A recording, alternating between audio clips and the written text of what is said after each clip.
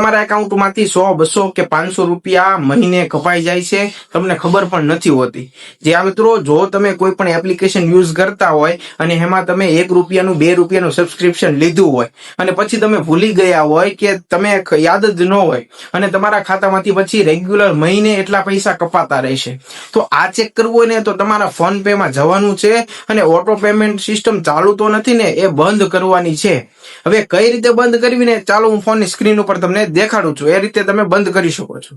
જો હવે આપણે ફોન પે ખોલવાનું છે અને એમાં જો સર્ચ બારનું ટેબ છે ને, તે સર્ચ બાર ઉપર આપવાનું છે અને ત્યાં ઓટો પેમેન્ટ છે ને સર્ચ કરવાનું છે અને તે ઓટો પેમેન્ટની પહેલી લિંક આવે ને એમાં ટચ કરવાનું। જો અહીંયા મારે કઈ ઓટો પેમેન્ટ ચાલુ નથી, પણ જો તમારા અહીં ઓટો પેમેન્ટ ચાલુ હશે ને તો દેખાડશે। એમાં 2 ઓપ્શન આવશે, એક ઓટો પેમેન્ટ પોઝ અને એક ઓટો પેમેન્ટ ડિલીટ। તો એમાં તમારે ડિલીટના ઓપ્શન ઉપર આપવાનું છે અને જે તમે છે ને પેમેન્ટ કરો ને ત્યારે પાસવર્ડ નાખો ને, તે પાસવર્ડ નાખવાનો છે એટલે તમારું ઓટો પેમેન્ટ ડિલીટ થઈ જશે। મિત્રો, આ વાત હતી ફોન પે ની, પણ જો તમારે ગૂગલ પે માં પણ ઓટો પેમેન્ટ કઈ રીતે બંધ કરવું ને એ જાણવું હોય ને તો કોમેન્ટમાં જરૂરથી જણાવજો, આપણે એનો પણ નેક્સ્ટ વિડીયો બનાવશું। અને માહિતી સારી લાગી હોય ને તો લાઈક અને શેર જરૂરથી કરજો અને આવી જ માહિતી માટે મોટાભાઈ ફાઇનાન્સ ચેનલને જરૂરથી સબસ્ક્રાઇબ કરો।